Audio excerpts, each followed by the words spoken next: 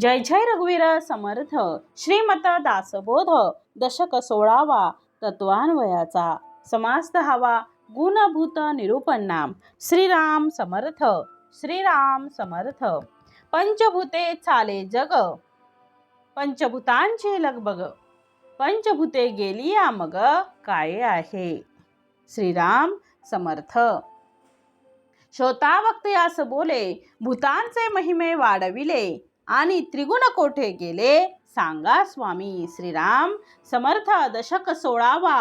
तत्वान्वयाचा. आणि त्यामध्ये सगळ्यात शेवटचा समास 10वा समर्थांनी दिलेला आहे. गुणभूत निरूपण नाम. श्रीराम समर्थ. समर्थांनी प्रथमच ओवीमध्ये म्हटलेलं आहे, पंचभूते चाले जग. हे जग कशावर चालत आहे, हे जग कशामुळे चालत आहे, तर पंचभूते चाले जग. परंतु समर्थ म्हणतात आहे की येथे या समासाला सुरुवातच करताना श्रोत्यांनी व समर्थांना प्रश्न विचारलेला आहे की पंचभूतांनी जग चालते. काय होतं? पंचभूतांनी जग चालते. पंचभूतांची लगबग, पंचभूते गेलिया मग काय आहे. मग पंचभूतांनी जग चालतं. जगात सगळीकडे पंचमहाभूतांचीच लगबग, त्यांचंच कार्य चाललेलं आहे ते दिसून येतं आपल्याला.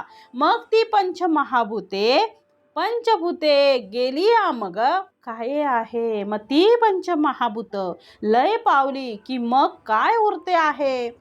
तर समर्थ आता त्याला आरंभ करत आहे. श्री समर्थांनी या समासामध्ये अंतरात्म्याविषयीचं सर्व जगत हे नाशवंत आहे असं म्हटलेलं आहे. आणि अंतरात्मा म्हणून अंतरात्मा आहे आणि म्हणून सर्व जगत चालतं आहे. अंतरात्मा नसेल तर त्या जगताला किंमत राहणार नाही. म्हणून समर्थांनी पहिल्याच ओवीमध्ये दिलेला आहे की पंचमहाभूत आहेत आणि त्या पंचमहाभूतांमुळेच काय चालतंय, जग चालतं आहे. सर्वप्रथम ओवीच ती आहे, पंचभूते चाले जग. मग समर्थांनी सांगितलंय की पंचभूतांमुळेच हे जग चालतं आहे. त्या पंचमहाभूतांची लगबग याचं वर्णन समर्थ आता पुढे करत आहेत. मग ते आता पंचमहाभूतांविषयी समर्थ काय म्हणत आहेत ते आपल्याला आता बघायचं आहे. कारण पंचभूते गेलिया मग काय आहे. वक्त्या श्रोत्यांचा प्रश्न आहे. मग जर पंचमहाभूते जर लय पावली मग काय उरणार आहे. समर्थांना श्रोतांनी प्रश्न विचारलाय. पंचभूते चाले शरीर. श्रोता वक्तयास बोले, भूतांचे महिमे वाढविले आणि त्रिगुण कोठे गेले सांगा स्वामी. म्हणजे श्रोता समर्थांना प्रश्न करतो आहे की स्वामी, सारासार विवेकात पंचमहाभूतांचं फार महत्त्व वाढलेलं आहे. भूतांचे महिमे वाढविले आणि त्रिगुण कोठे गेले सांगा स्वामी. मग असं असताना पंचमहाभूतांचं महत्त्व फारच वाढलेलं दिसतं आहे. मग असं असताना त्रिगुण कोठे गेले हे आपण कृपा करून आम्हाला सांगावं की हे त्रिगुण मग कुठे गेलेले आहेत. तेज समर्थांनी म्हटलंय की पंचभूते चाले शरीर. पंचभूतांवरच काय चाललंय, आपलं शरीर चाललेलं आहे. पंचभूतांमुळेच आपलं शरीर आहे. पंचभूतांनीच तयार झालेलं हे शरीर आहे, हा देह आहे. आणि म्हणून सांगितलंय समर्थाने की समर्थ सांगतात आहे की आप पंचभूते चाले शरीर. आप, तेज, वायू, आकाश आणि पृथ्वी हे काय आहेत, पंचमहाभूत आहेत. मग पंचमहाभूतांमुळे ही पृथ्वी चालते आहे. पण सांगा महाराज, एका प्रश्नाचं उत्तर द्या असं कोण म्हणत आहेत, श्रोते म्हणत आहेत की महाराज तुम्ही सांगताय ते सगळे योग्य आहे, पंचमहाभूतांमुळे ही पृथ्वी चालते आहे. पण महाराज आता तुम्ही स्वामी एका प्रश्नाचं आमच्या उत्तर द्या. तर काय सांगितलंय समर्थांनी, त्रिगुण कोठे गेले सांगा स्वामी. काय म्हणतायत, पंचभूते गेलिया मग काय आहे. श्रोता वक्ते असं बोले. श्रोते समर्थांना विचारतात आहे, भूतांचे महिमा वाढविले आणि त्रिगुण कोठे गेले सांगा स्वामी. म्हणजे रजतम आणि रजतम आणि सत्व याचं काय झालं, हे त्रिगुण आहेत. पंचमहाभूतांचं तुम्ही सांगितलं, पण हे त्रिगुण कोठे गेले, रजतम सत्व आणि रजतम आणि सत्व याची चाले जीवित्व. याचं काय झालं समर्थ पुढे सांगत आहेत. अंतरात्मा पाचवे भूत त्रिगुण त्याचे अंगभूत, सावध करून या चित्त बरे पहा. मग त्यावर समर्थ म्हणतात आहे की अंतरात्मा हे पाचवं भूत आहे असं तुम्ही जाणून घ्यावं. अंतरात्मा पाचवे भूत, त्रिगुण त्याचे अंगभूत. मग अंतरात्मा हे पाचवं भूत आहे आणि त्रिगुणांचा अंतर्भाव कशामध्ये आहे तर त्या पाचही भूतांमध्ये आहे. त्रिगुणांचा अंतर्भाव त्या भूतामध्ये आहे अंतरात्मा. मग अंतर्भाव त्याच्यातच होतो आणि हे चित्त सावध करून नीट विचार करून पाहिले असता आपल्याला कळतं. म्हणून म्हटलंय अंतरात्मा पाचवे भूत, हे अंतरात्मा आहे ते पाचवं भूत आहे. त्रिगुण त्याचे अंगभूत आणि त्याचे अंगभूत कोण आहेत? रज तम आणि सत्व हे त्रिगुण आहेत. सावध करून या चित्त बरे पहा. मग हे केव्हा कळेल? जेव्हा तुमचं चित्त, जेव्हा मन तुमचं सावध असेल. मन ज्यावेळी सावध असेल, ते चित्त तुमचं ज्यावेळी सावध असेल, ते सावध करून नीट विचार करून पाहिलं असता ते आपल्याला कळू शकतं. आणि म्हणून दिलंय पाचवं भूत म्हणजे काय? अंतरात्मा. जे पाचवं भूत जे आहे ते अंतरात्मा आम्ही मानतो. मग आप, तेज, वायू, आकाश आणि पृथ्वी. आकाशामध्ये अंतरात्मा आहे. आप, तेज, वायू आणि आकाशामध्ये अंतरात्मा. तर त्या अंतरात्म्यामध्ये 3 त्रिगुण येतात, रज, तम आणि सत्व. आणि म्हणून समर्थ याचं वर्णन करतात आहे की त्रिगुण कोठे गेले नाहीत. जसा श्रोत्यांनी प्रश्न विचारला की त्रिगुण कोठे गेले स्वामी, म्हणजे त्रिगुण कुठे गेले असं ते विचारतात आहे श्रोते. त्याही समर्थ म्हणतात आहे त्रिगुण कुठेही गेलेले नाहीत. त्रिगुण आहेत, त्रिगुण कुठे गेलेलेच नाहीत.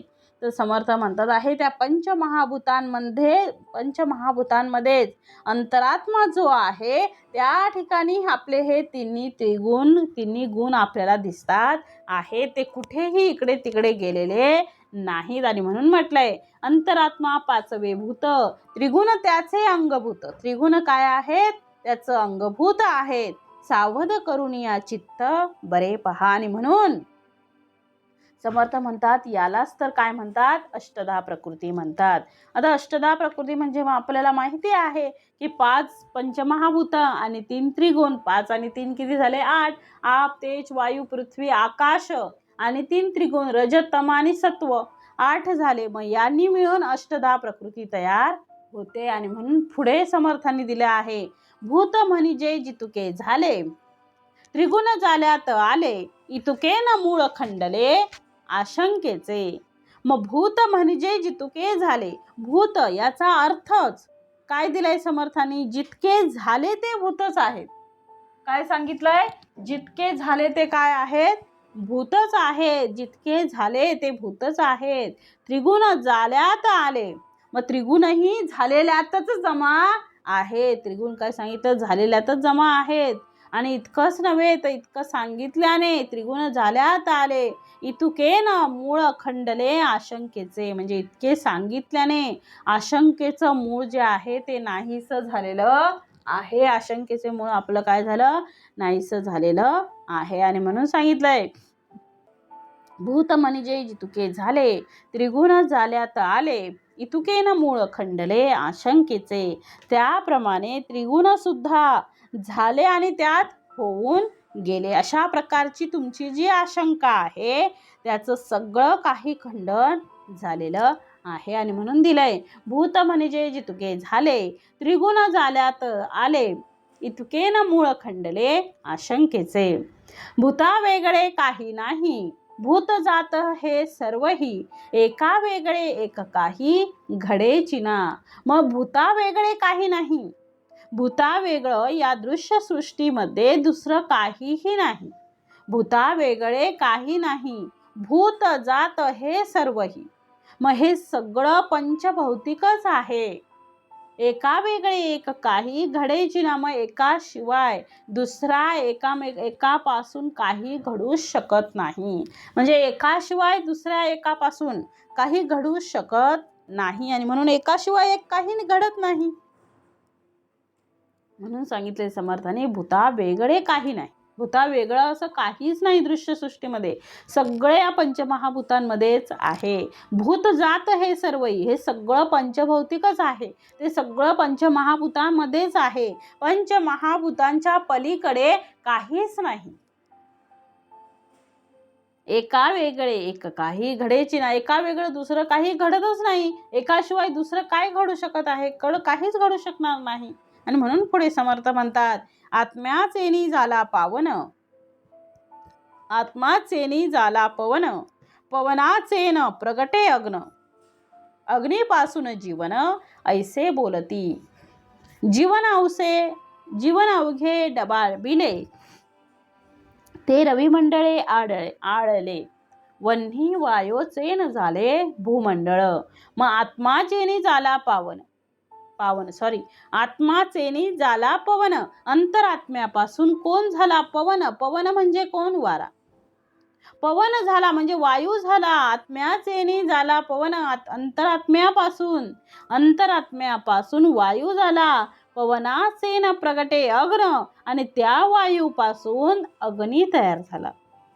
अग्नीपासून जीवन ऐसे बोलती. मग अग्नीपासून समर्थ म्हणतात, अग्नीपासून जीवन, जीवन म्हणजे पाणी, अग्नीपासून पाणी ऐसे बोलती. जीवन ऐसे बोलती म्हणजे अग्नीपासून पाणी झाले असे सांगतात. आणि म्हणून सांगितलंय कशापासून काय निर्माण झालं, तर समर्थ त्याची यादीच इथे देत आहे. समर्थांनी ते सविस्तर सांगितलेलं आहे. अग्नी कशापासून झाला, तर वायू कशापासून झाला? अंतरात्म्यापासून झाला. मग वायूपासून काय झाला? अग्नी झाला. अग्नीपासून काय झालं? अग्नीपासून पाणी झालं. मग ह्याची सगळी यादी समर्थ इथे देत आहेत. म्हणजे पहिलं समर्थांनी काय सांगितलं? सुरुवातीला सांगितलं अंतरात्मा. हो, पहिला अंतरात्मा, मग त्यातून आकाश, आकाशातून अंतरात्मा, त्यातून वायू, वायूतून अग्नी, अग्नीतून पुढे पाणी, आणि आता पाण्यातून पुढे काय सांगितलेलं आहे? पाण्यातून पुढे पृथ्वी सांगितलेली आहे. अशा प्रकारचा त्याचा क्रम आहे. आणि म्हणून पुढे समर्थ म्हणतात आहे, पुढे समर्थाने अजून दिलेला आहे की समर्थ म्हणतात आहे याची यादी समर्थाने दिली कशापासून काय झालं. आणि म्हणून म्हटलेलं आहे, जीवन अवघे डबाबिले, ते रविमंडळे आळले, वन्नी वायोचे न झाले भूमंडळ. म्हणजे समर्थ म्हणतात आहे की जिकडे तिकडे अवघे पाणीच डबाबून भरलेलं आहे. पाणी कशापासून? अग्नीपासून झालं. जीवन अवघे डबाबिले म्हणजे पाणी, जीवन म्हणजे जिकडे तिकडे काय झालेलं आहे? पाणीच पाणी डबडबून भरलेलं होतं. ते रविमंडळे आळले. मग ते कोणामुळे? रविमंडळे, रवी म्हणजे कोण? सूर्य. सूर्यामुळे ते आळलं गेलं, सूर्यामुळे त्याच्यातलं पाणी आटलं. जीवन अवघे डबाबिले, ते रविमंडळ आळले, वन्ही वायोचे न झाले भूमंडळ. मग समर्थ म्हणतात आहे की ते सूर्यामुळे आळले आणि अग्नी आणि वायू यांच्या सहाय्याने भूमंडळ म्हणजे काय झाली? ही पृथ्वी निर्माण झाली. आणि म्हणून म्हटलंय, जीवन अवघे डबाबिले, ते रविमंडळे आळले, वन्ही वायोचे न झाले भूमंडळ. पुढे समर्थ देतात आहे, वन्ही वायो रवी नसता, तरी होते उदंड शीतळता, ते शीतळते मध्ये उष्णता येणे न्याये. पुढे दिलेला आहे समर्थाने, त्याप्रमाणे समर्थ म्हणतात आहे, त्रिगुण सुद्धा झाले आणि त्यात होऊन गेले. त्या तुमची जी शंका आहे तिचं काय झालेलं आहे? खंडन झालेलं आहे. आणि म्हणून पुढे म्हटलंय, वन्ही वायो रवी नसता, म्हणजे त्यामध्ये वन्ही वायो रवी नसता, म्हणजे त्यामध्ये वन्ही म्हणजे कोण? वन्ही म्हणजे वारा नव्हता, वारा नसता, अग्नी नव्हता, वारा नसता म्हणजे अग्नी. म्हणून वायो रवी नसता, तरी होते उदंड शीतळता, ते शीतळते मध्ये उष्णता येणे नाही. म्हणजे अग्नीच जर नसता, वायू जर नसता, तर अत्यंत शीतलता निर्माण झाली असते आणि त्या शीतलतेमुळे सगळेजण मरण पावले असते. आणि म्हणून काही शीतलता आणि काही उष्णता यांचा संगम म्हणजे काय सांगितलेले आहे? ही सृष्टी सांगितलेली आहे. आणि म्हणून समर्थ म्हणतात आहे की अग्नी, वायू, अग्नी वन्ही वायो रवी नसता. वन्ही म्हणजे अग्नी, वायो म्हणजे वायू आणि रवी म्हणजे सूर्य. अग्नी, वायू आणि रवी सूर्य नसता तरी होते उदंड शीतळता. हे जरी नसते तरी उदंड शीतळताच झाली असती. ते शीतळतेमध्ये उष्णता येणे नाही. आणि त्यांच्यामुळे काय झालं असतं तर त्या शीतलतेमध्ये उष्णता निर्माण झालेली असते. आणि म्हणून समर्थ पुढे म्हणतात, अग्नीच जर नसता, वायू जर नसता तर अत्यंत शीतलता निर्माण झाली असती. आणि त्यामुळे ती जी शीतलता निर्माण झाली आहे त्यामुळे काय झाले असतं, अग्नी नसतं तर काय झालं असतं, माणसं मेली असती हो, मरण आलं असतं, मरण पावले असती लोक, सगळेजण मरण पावले असते. कारण अग्नीच नाही तर कसं चालणार, सृष्टी कशी चालणार. मग जसं आपण लहानपणी म्हणायचो सूर्य उगवला नसता तर, म्हणजे सूर्य उगवला नाही तर मग काय होईल, हाहाकार पसरेल, सगळीकडे अंधकार होईल, अंधार पसरेल. आणि जर उष्णताच नसेल, जर अग्नीच नसेल तर शीतलतेमुळे सगळं थंड होऊन सगळे मरण पावतील. मग काही उष्णता शीतलतेमुळे सगळेजण मरण पावले असते. आणि म्हणून काही शीतलता आणि काही उष्णता यांचा संगम म्हणजे काय आहे, ही सृष्टी आहे. आणि पुढे दिलेला आहे समर्थाने, अवघे वर्मासी वायो वन्ही रवी नसता तरी होते उदंड शीतळता. तरी होते उदंड शीतळता. ते शीतळतेमध्ये उष्णता येणे न्याये. अवघे वर्मासी वर्म केले तरीच एवढे फापावले. देह मात्र तितुके झाले वर्मा करिता. अवघे वर्मासी वर्म केले म्हणजे एका भूताच्या वर्माने दुसऱ्या भूताच्या वर्मावर मात केली.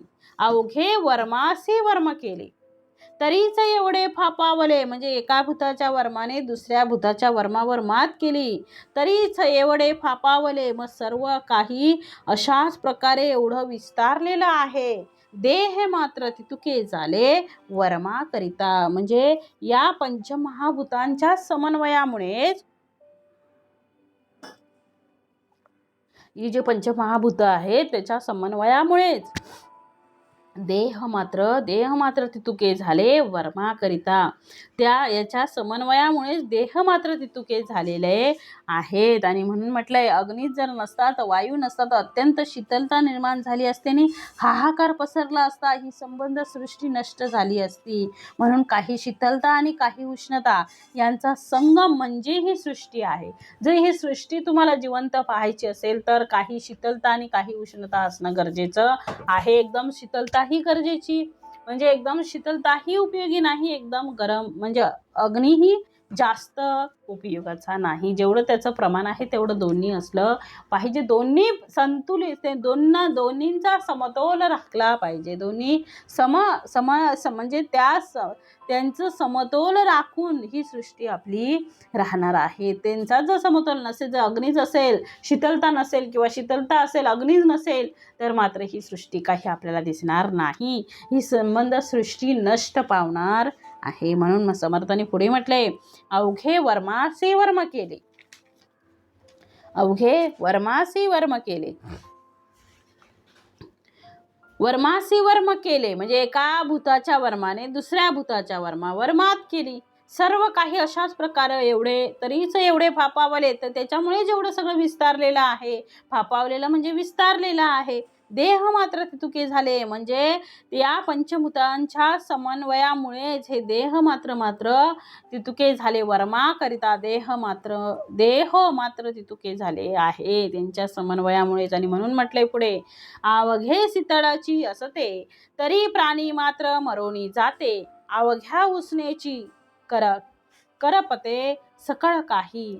अवघे शीतळाची असते मग सर्वत्र जर शीतळता असली, सर्वत्र अवघे शीतळाची असते मग सर्वत्र शीतलता असती तर समर्थ म्हणतात काय झालं असतं, अवघे जर शीतलता असती, अवघं जर सगळं थंड असलं असतं तर काय झालं असतं, प्राणी मात्र मरोनी जाते. मग प्राणी मात्र मरून गेले असते. सगळे प्राणी पक्षी सगळं काही उद्ध्वस्त झालं असतं, सगळं मरून गेले असते. कारण शीतळता सगळीकडे उपयोगाची नाही.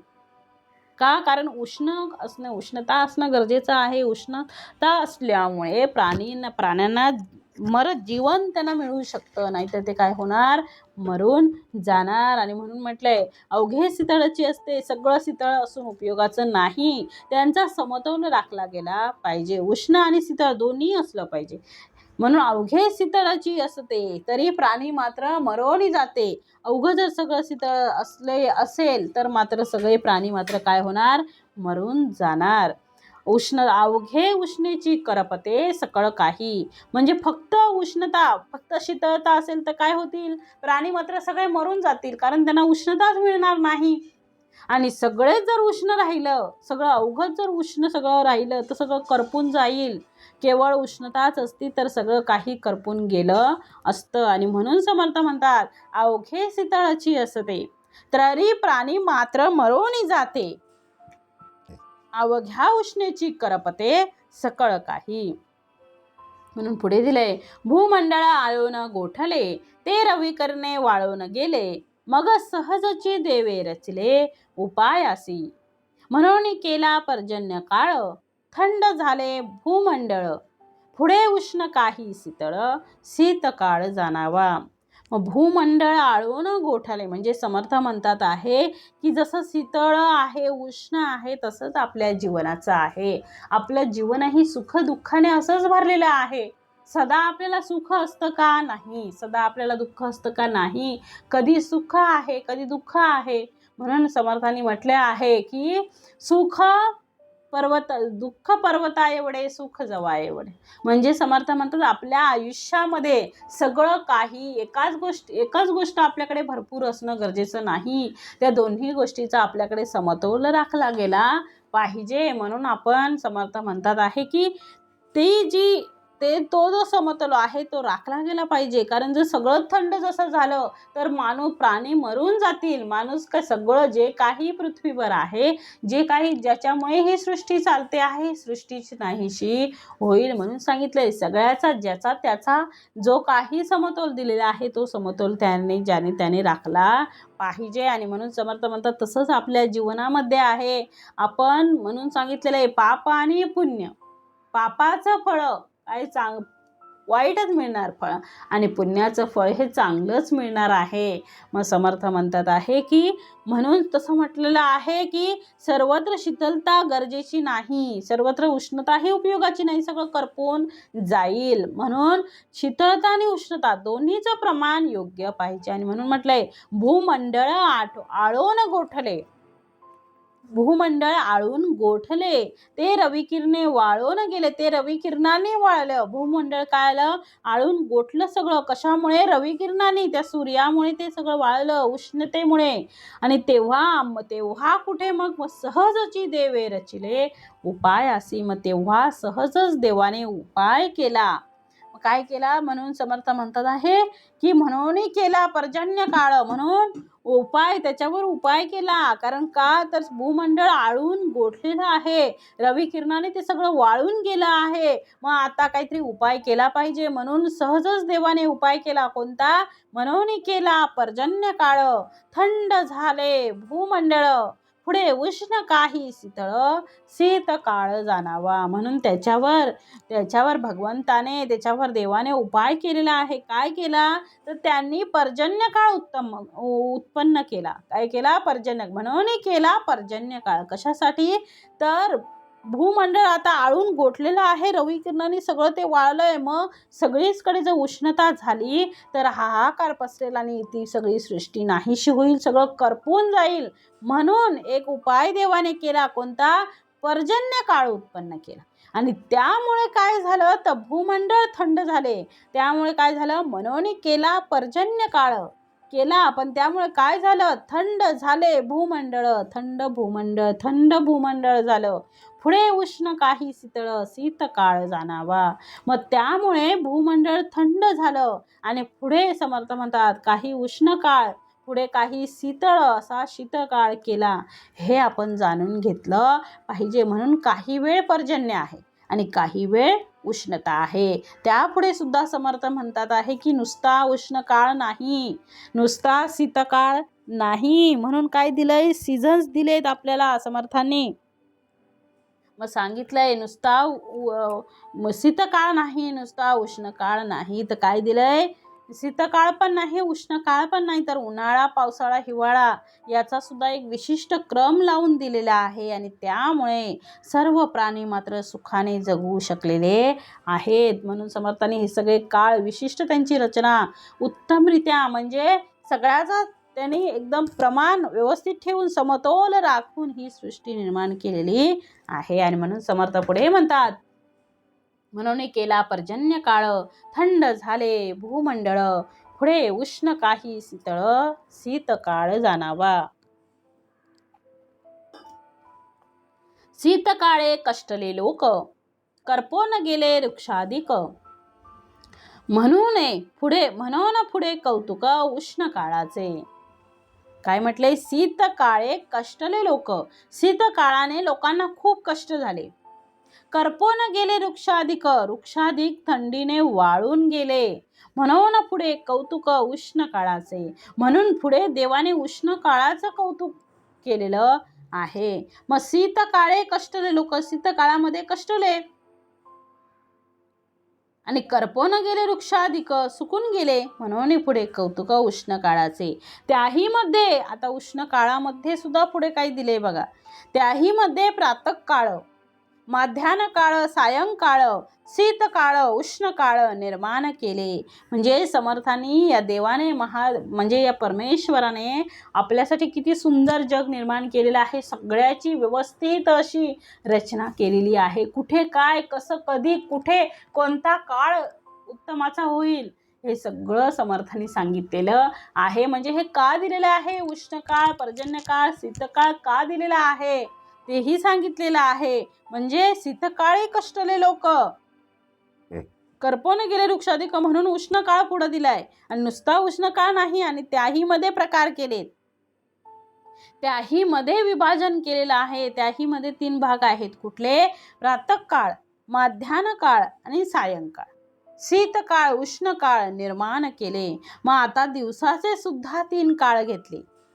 दिवसाला सुद्धा प्रातःकाळ, माध्यान्ह काळ आणि सायंकाळ असे 3 काळ दिवसाचे सुद्धा त्यांनी तयार केले. मग माध्यान्ह काळ, सायंकाळ, शीतकाळ, उष्ण काळ निर्माण केले. मग हे सगळे काळ त्यांनी काय केलं? निर्माण केले. शीतकाळ, उष्ण काळ, प्रातःकाळ, माध्यान्ह काळ, सायंकाळ हे सगळं निर्माण केलं. मग सकाळचं कोवळं ऊन, दुपारचं कडक ऊन आणि संध्याकाळी पुन्हा शीतलता. बघा, सकाळचं कोवळं ऊन सगळ्यांच्या शरीराला उत्तमाचं असतं. लहान मुलांना सुद्धा सकाळच्या कोवळ्या उन्हात बसवलं जातं.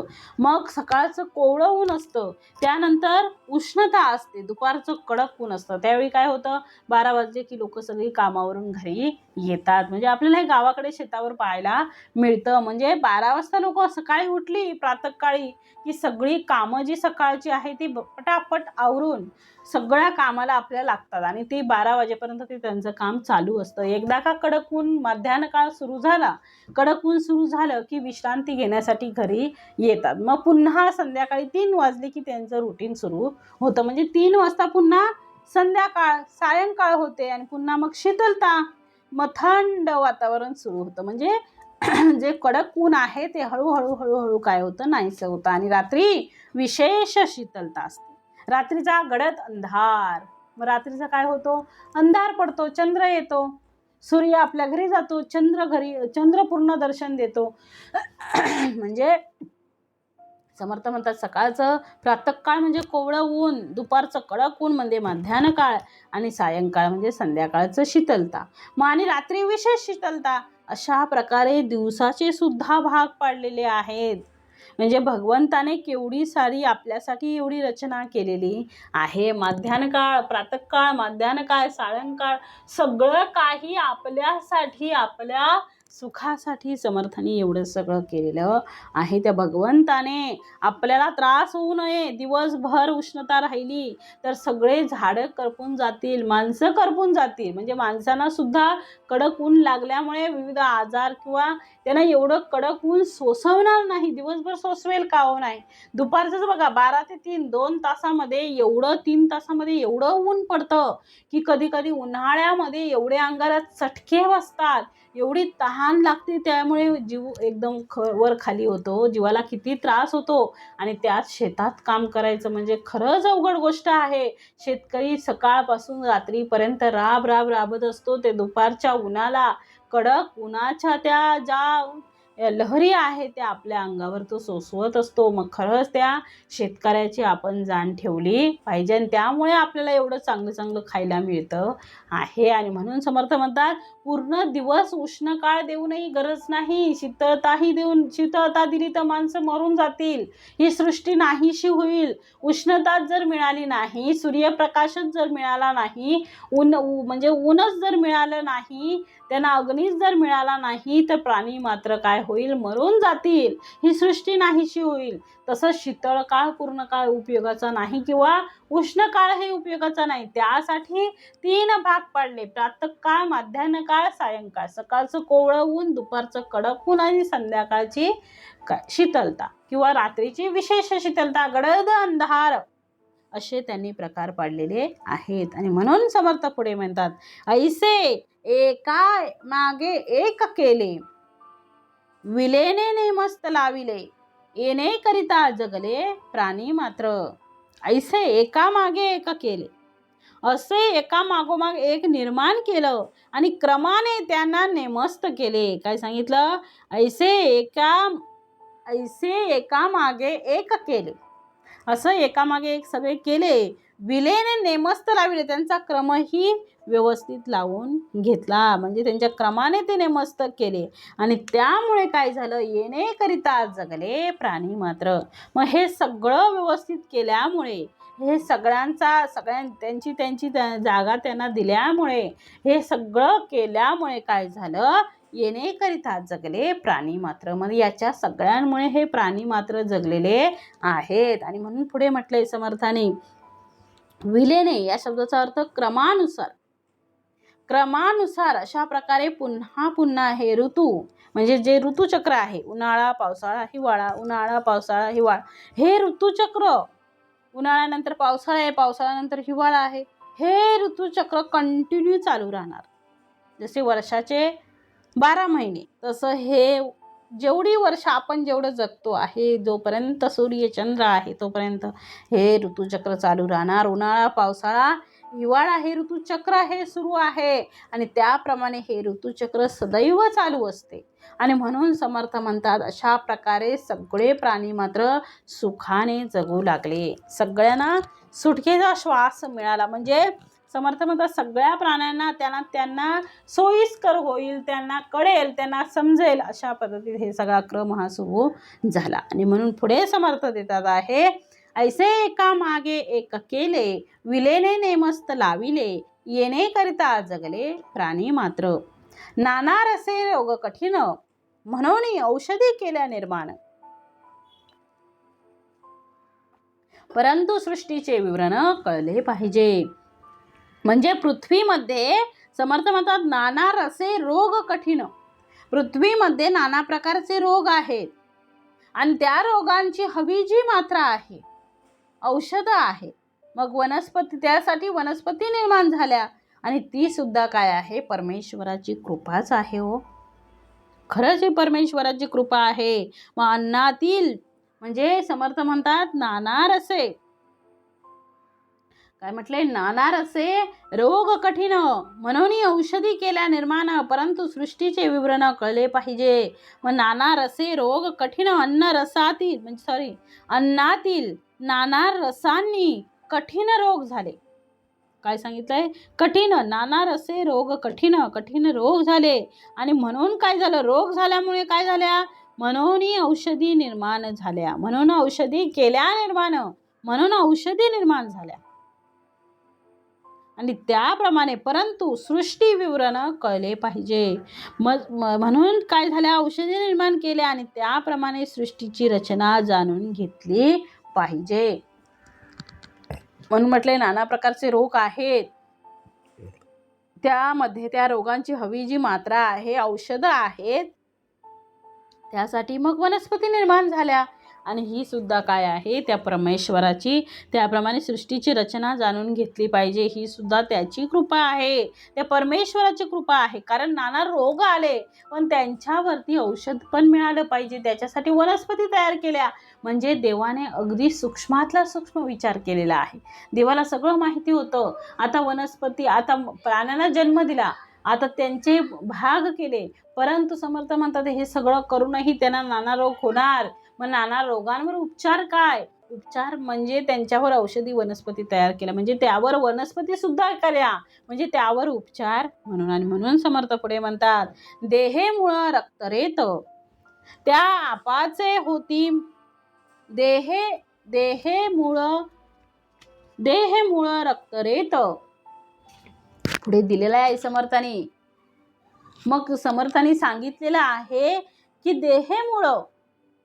देहेमुळं काय सांगितलेलं आहे, देहेमुळं रक्त रेत त्या आपाचे होती दात, देहेमुळं रक्त रेत आणि त्यातून त्या आपाचे होती दात, ऐसीच भूमंडळी प्रचित नाना रत्नांची. म्हणजे समर्थांनी सगळं अगदी सूक्ष्मातला सूक्ष्म विचार इथं दिलेला आहे. मग शरीरामध्ये ज्याप्रमाणे नाना प्रकारचे पाण्याच्या रूपाने सगळे घटक दिसतात. देहामुळे रक्त रेत म्हणजे देहाचे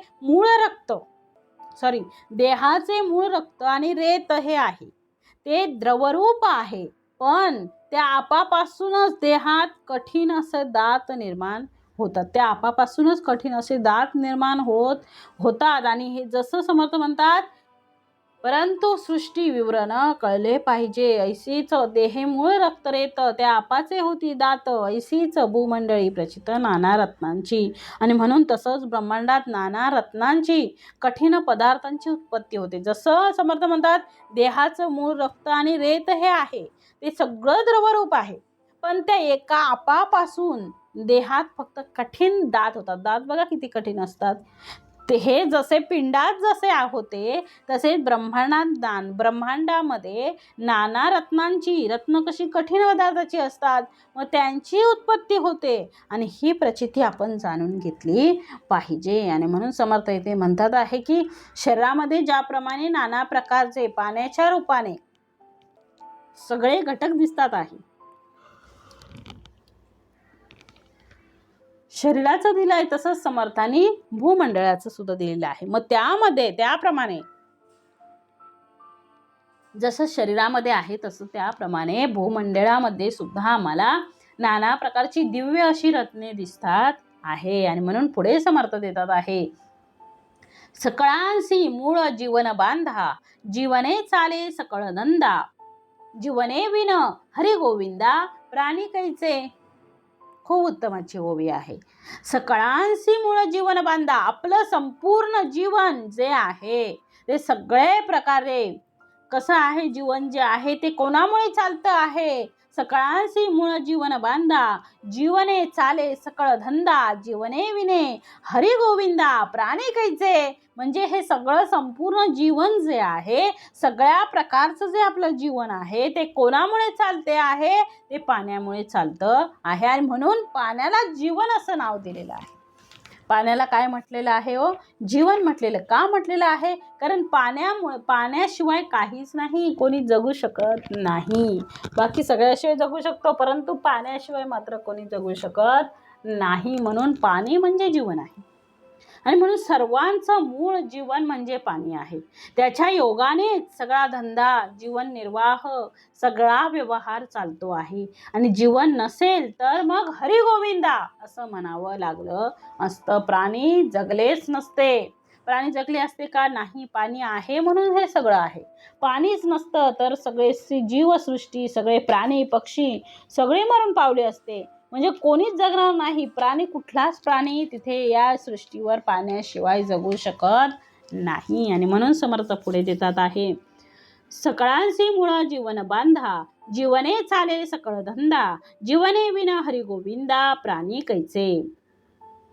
जीवनाचे मुक्ता फळ, शुक्रासारिके सुढाळ, हिरे माणिके इंद्रनीळ ते जळे झाले, मग पाण्याचेच मोती होतात. जीवनाचे मुक्ताफळ मग पाण्याचंच काय होतात? मोती होतात. शुक्रासारखे सुढाळ ते शुक्राच्या चांदणीसारखे तेजस्वी दिसतात. आणि हिरे माणिके इंद्रनीळ हिरे माणिके इंद्रनील हे सगळे ते जळ झाले. हे रत्ने ही सगळं वगैरे हे सगळं काय झालं? कोणामुळे झालं? हे फक्त आणि फक्त जलामुळे झालेलं आहे. मग जीवनाचे मुक्ताफळ शुक्रासारखे सुढाळ हिरे हिरे माणिके इंद्रनीळ ते जळे झाले. म्हणजे त्या जळामुळे त्या पाण्यामुळे काय काय झालं? जीवनाचं मुक्ताफळ झालं. जीवनाचं जीवन म्हणजे काय? आपण जगतो ते जीवन नाही. पाण्यामुळे मुक्ताफळ म्हणजे मोती झाले. त्या मोती म्हणजे त्या शिंपल्यांमध्ये ते पाणी जमा होतं आणि मग मोती म्हणजे पाण्याचा थेंब. मुक्ताफळ शुक्रासारखे सुढाळ म्हणजे ते शुक्राच्या चांदणीसारखे तेजस्वी असतात. बघा हिरे कसे असतात, मोती कसे असतात हो?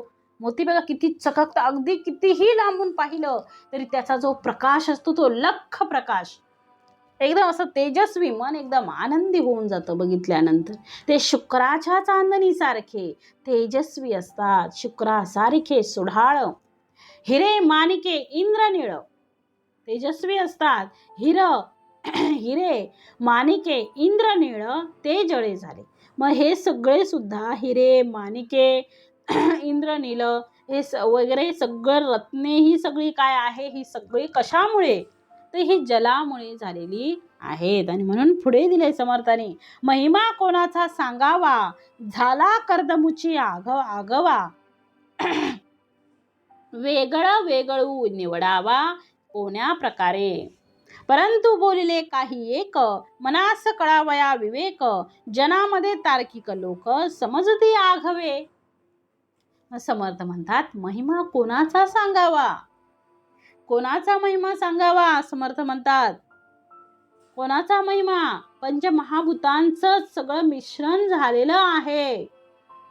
हे पंचमहाभूतांचंच मिश्रण आहे. आप तेज वायू पृथ्वी आकाश यांचं मिश्रण आहे. आणि त्यामुळे त्यापैकी हे पाचही जी पंचमहाभूत आहेत त्यामुळे त्यापैकी कोणाचा महिमा वर्णन करावा?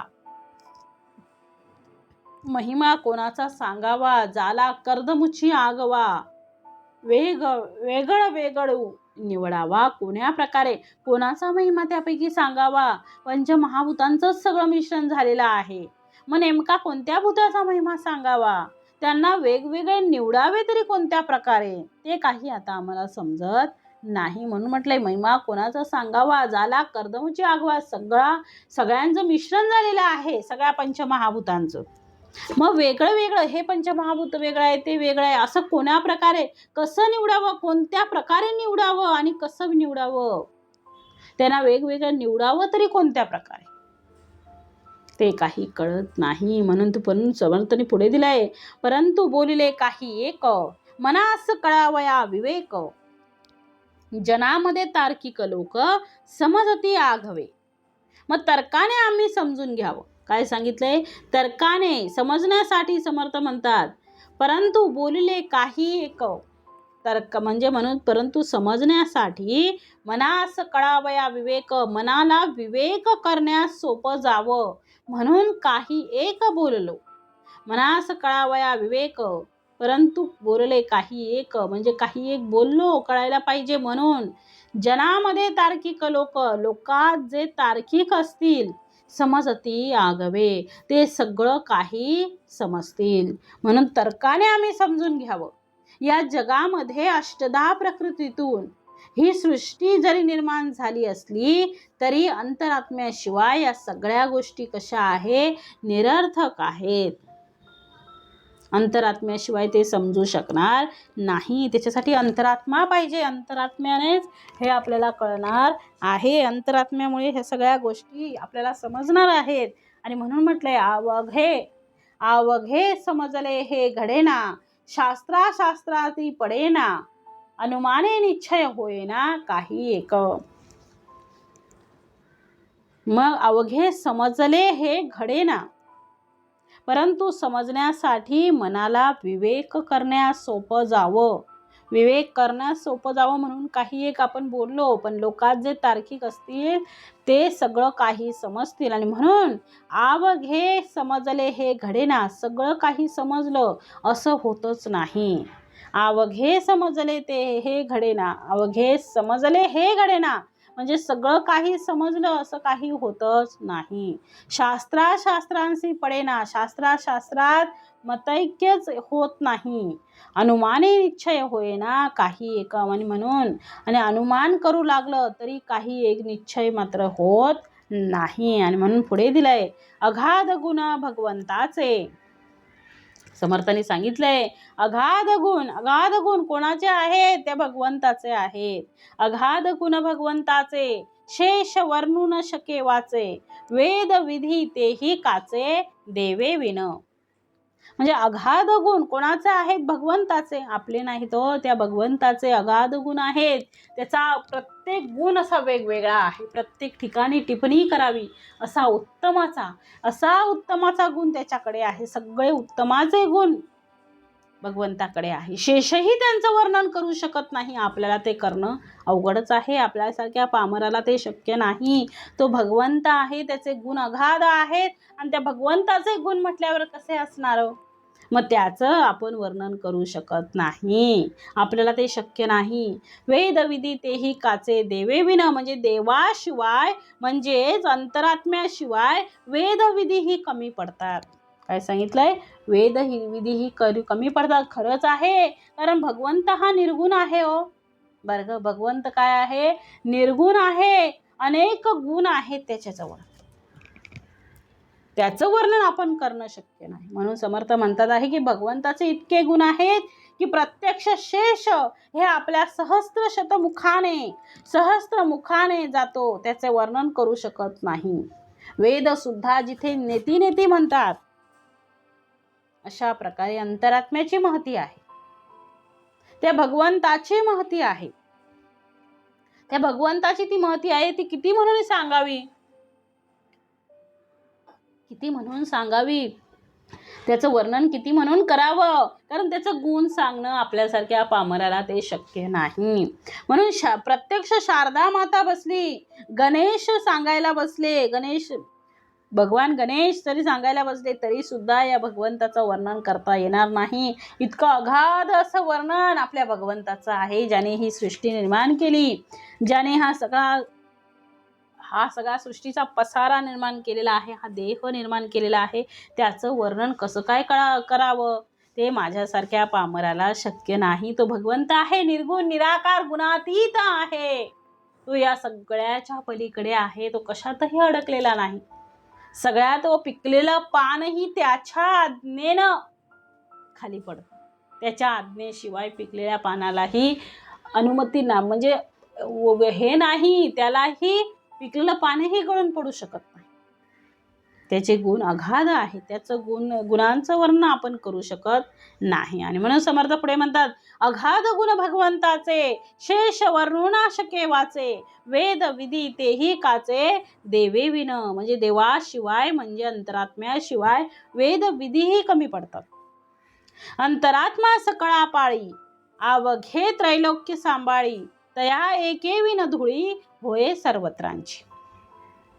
म्हणजे अंतरात्मा म्हणजे सगळ्यांना अंतरात्मा सांभाळतो. तो आत्माराम जर नसेल तर सगळ्यांची होळी होते, दहन करावं लागतं, बरोबर की नाही? मग अंतरात्मा नसेल, जेथे अंतरात्मा नाही तिथे तो आत्मारामही नाही. म्हणून जिथे अंतरात्मा नाही तिथे काहीच नाही. आणि म्हणून म्हटलंय समर्थाने की तया एकेविन धुळी होय त्रैलोक्याची. मग तेथे अवघे त्रैलोक्य सांभाळी, म्हणजे आत्माराम सर्वांना पाळतो, अवघ्या त्रैलोक्याला सांभाळतो. तो एकटा नसेल तर सर्वांची धूळधाण होते. म्हणजे आत्माराम नसेल तर समर्थ म्हणतात आहे की आपल्याला किती वेळ 24 तासही ठेवून देत नाहीत का? आत्माराम निघून गेला, आपल्यातला जर भगवंत, आपल्याचा देवच जर निघून गेला, आपला जीवच नाही म्हटल्यावर काय ठेवणार आहेत? मग डेड बॉडी, लगेच आपल्याला बॉडी म्हणतात. म्हणजे समर्थ म्हणतात तो ज्यापर्यंत या गाभाऱ्यात बसलेला आहे, या आपल्या देहरूपी गाभाऱ्यात आतमध्ये बसलेला आहे, तोचपर्यंत या देहाला काय आहे, महत्त्व आहे. या देहाला आधार आहे. तो ज्यावेळी निघून जाईल त्यावेळी हा देह काय होईल, याची होळी होऊन जाईल. मग याची काहीही महती राहणार नाही, याचा काही अर्थ नाही. याचं सगळं जीवन संपलं, हा सगळा नाश पावला.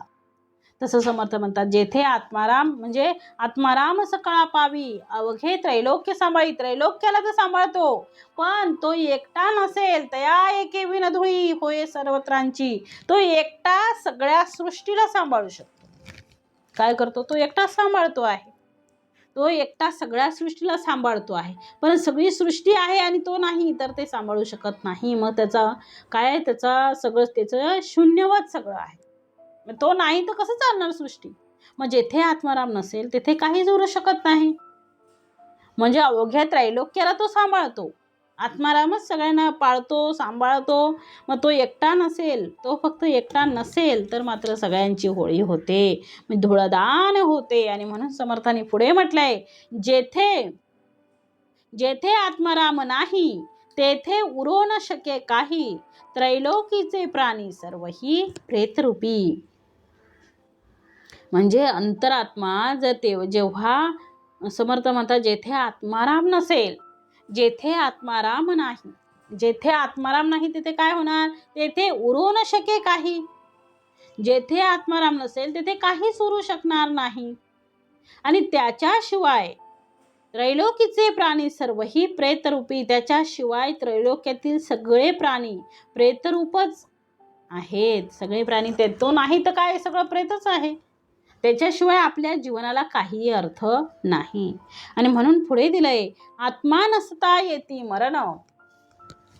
काय म्हटले, त्याला तो नाही आहे म्हणजे काय आलं आपल्याला, मरण म्हणजे प्रेत झालं. प्रेत कधी मरण झालं म्हणजे मरण आलं. आत्मा नसता, आत्मा जर आपल्या आतमध्ये नसेल तर काय आहे, तो देव भगवंत जर आपल्यामध्ये नसेल तर तो आत्मा काय होईल. आत्मा नसता येती मरणे, आत्म्याविन कैचे जिने, बरा विवेक समजणे अंतर्यामी. मग अंतरात्मा देहातून निघून गेला की देह मरतो. मग त्रैलोक्यामध्ये समर्थ म्हणतात आहे, त्रैलोक्यामध्ये असलेले सगळे प्राणी हे प्रेतरूप होतात. कधी आत्मा नसता, जेव्हा त्यात अंतरात्मा नसतो तेव्हा. आणि म्हणून अंतरात्म्याची आपण ओळख करून घ्यावी आणि त्या अंतरात्म्याला आपण जाणलं पाहिजे. कारण त्या अंतरात्म्यामुळे ही सगळी सृष्टी, असं का देह चाललेला आहे. तोच जर नसेल तर काय होईल, तोच जर निघून गेला तर हे काय होईल, प्रेत होणार, मरण येणार. म्हणून म्हटलंय, आत्मा नसता येती मरणे, आत्म्याविन कैचे जिने. आत्म्याविन कसं जिवंत राहू शकतो माणूस, त्याचं जिणं व्यर्थ होऊन जातं. बरा विवेक समजणे अंतर्यामी. म्हणून विवेकाने तुम्ही तुमचा अंतरात्मा समजून घ्या आणि तोच आत्माराम आहे त्याची उपासना करा. आणि म्हणून म्हटलेलं आहे, आत्मा नसता येती मरणे. अंतरात्मा जर देहातून निघून गेला की देह मरतो. आत्म्याविन कैचे जिने, अंतरात्म्याशिवाय जगणं काय आहे, शक्यच नसतं. बरा विवेक समजणे अंतर्यामी. ही गोष्ट अंतर्यामी विवेकाने जाणून घेतली पाहिजे. अंतर्यामी होऊन ते आपण जाणून घेतलं पाहिजे. आणि म्हणून समर्थ म्हणतात आहे की म्हणून विवेकाने तुम्ही तुमचा अंतरात्मा समजून घ्या, तोच आत्माराम आहे, त्याची उपासना करा, असं सांगितलेलं आहे. आणि म्हणून पुढे म्हटलंय, समजणे जे विवेकाचे, तेही आत्म्याविन कैचे, कोणी एके जगदीशाचे भजन करावे. मग ज्याच्या अंतर्यामी, पहिलं काय म्हटलंय समर्थाने, समजणे जे विवेकाचे, विवेकाने समजून घेणं हे सुद्धा, तेही आत्म्याविन कैचे, हे सुद्धा अंतरात्म्याशिवाय कसं शक्य आहे. बरोबर आहे हो. समजणं हे जर समजायला पाहिजे तर विवेकाचं हे जे समजणं आहे तेही आत्म्याविन कैचे, म्हणजे विवेकाने समजून घेणं हे सुद्धा अंतरात्म्याशिवाय कसं शक्य आहे, शक्यच नाही. कोणी एके जगदीशाचे भजन करावे. म्हणून माणसाने जगदीशाचं भजन करावं. का तर हे विवेक त्याच्याकडे यावा, विवेकाने त्याला ते समजावं, त्याला उमजावं, कळावं. याच्यासाठी त्याने जगदीशाचं भजन केलं पाहिजे माणसानं. म्हणून भगवंतांना शरण जा, देवाला शरण जा, समर्थांना शरण जा. त्या भगवंताने कृतज्ञता आपण बाळगली पाहिजे. त्याच्याशिवाय आपलं जीवन सुंदर होऊ शकत नाही. कारण जे दिलं आहे त्याच्याबद्दल आपण कायम भगवंताकडे, त्या समर्थांकडे, आपल्या समर्थांकडे ऋणी असलं पाहिजे. जे नाही ते आपण 1000 वेळा दिवसातून बोलतो, प्रत्येकाला सांगत बसतो देवाच्या चरणी. ज्यावेळी आपण नतमस्तक होतो, ज्यावेळी पाया पडायला जातो,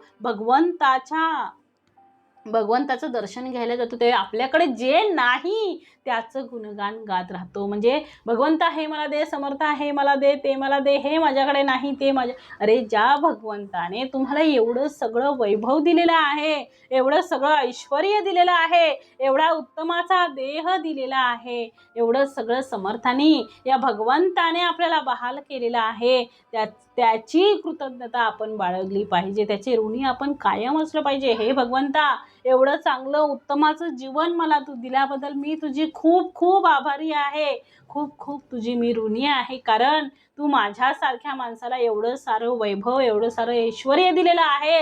हे असंच टिकून राहावं आणि तुझं नामस्मरण, तुझी उपासना, तुझं स्मरण, तुझं नाम माझ्या या मुखात अखंड राहू दे. कारण जगदीश, म्हणून समर्थाने सांगितले जगदीशाचं स्मरण आपण केलं पाहिजे, भजन आपण केलं पाहिजे. कारण ज्या भगवंताने आपल्याला एवढं सगळं दिलेलं आहे त्या भगवंताचे आपण कायम ऋणी असलो पाहिजे. कारण जे नाही ते सांगून रडत बसण्यापेक्षा जे आहे त्यात समाधानी असावं.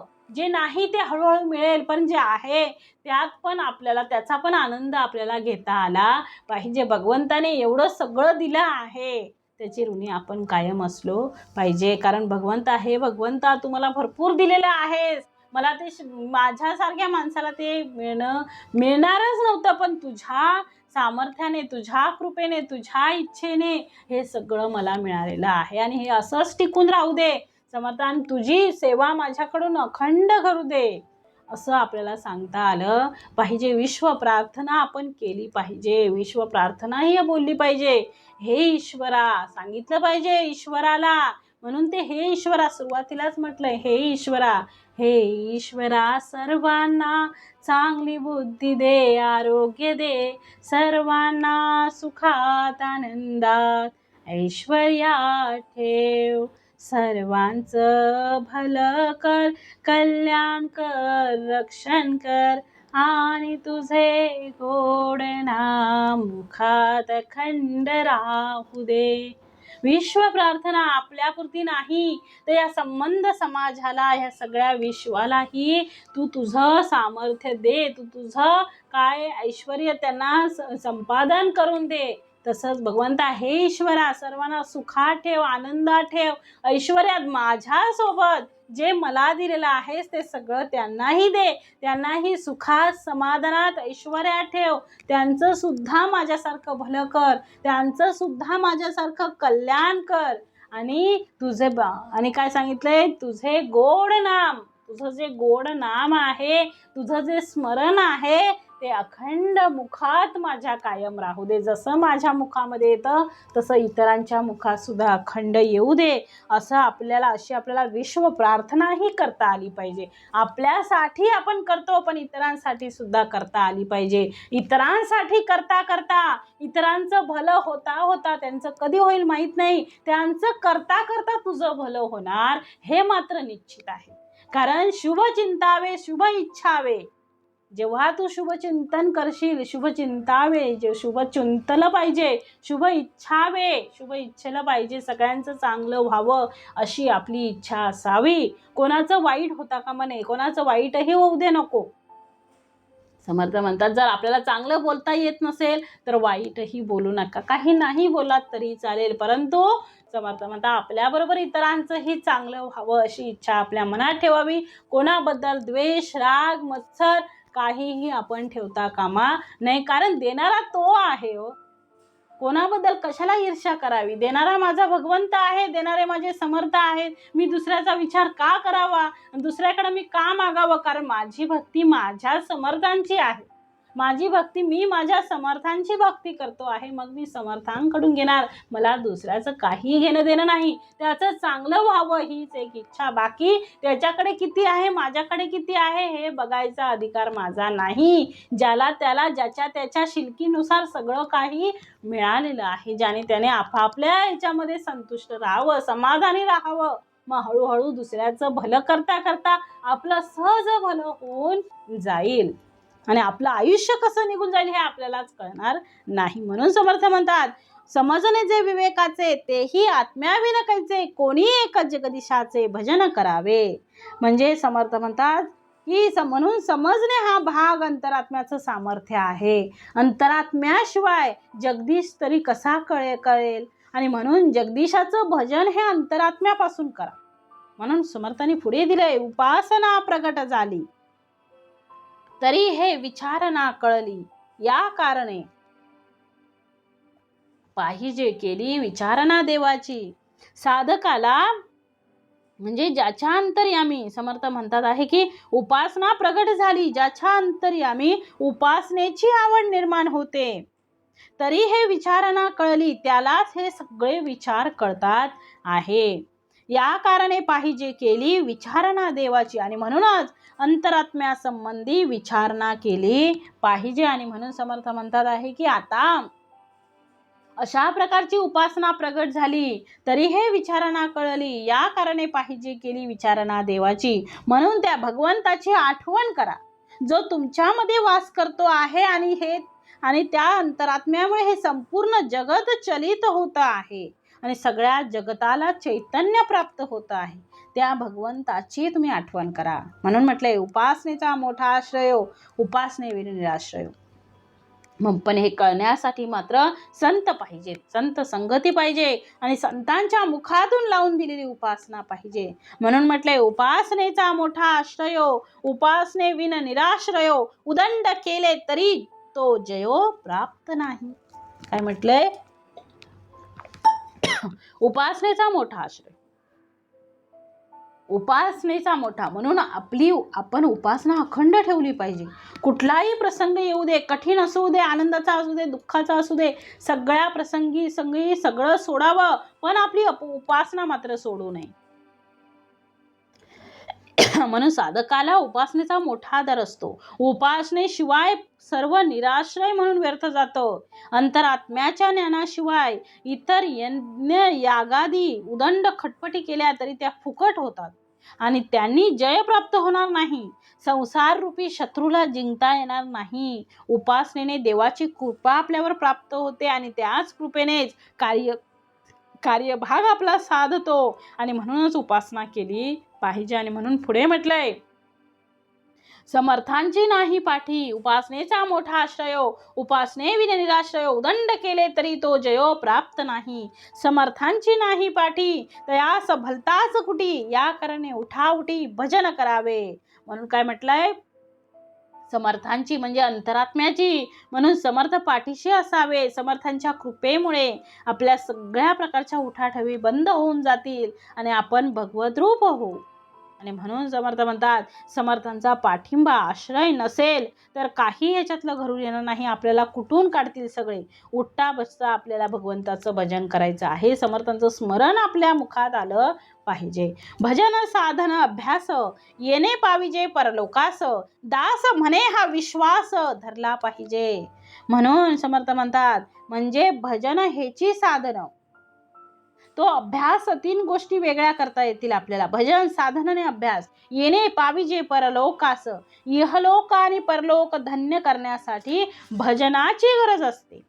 म्हणजे भावे भगवंताला भजलं पाहिजे. त्यासाठी उपासना हे साधन असलं पाहिजे आणि त्यासाठी अखंड आपला त्यासाठी ध्यास म्हणजे अभ्यास असला पाहिजे. अशा प्रकारचं भजन, साधन आणि अभ्यास याची जर आपली सांगड जर व्यवस्थित असेल तर त्याने आपल्याला इहलोक तर नव्हे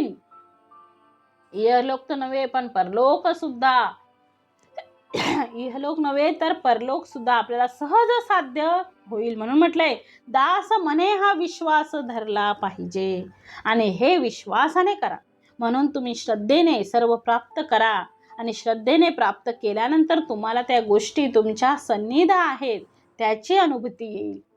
अशा प्रकारे आपली उपासना आपण अखंड चालू ठेवली पाहिजे आणि समर्थांना मनापासून आपण प्रार्थना केली पाहिजे. आपली उपासना कायम चालू राहावी. समर्था उपासना आमची 2 वेळची करून घ्या आणि अखंड ती चालू राहावी, यासाठी आपलं निवेदन समर्थांकडे कायम असलं पाहिजे. आणि म्हणून समर्थ म्हणतात, भजन साधन अभ्यास येणे पाविजे परलोकास, दास मने हा विश्वास धरला पाहिजे. इति श्री दासबोधे गुरु शिष्य संवादे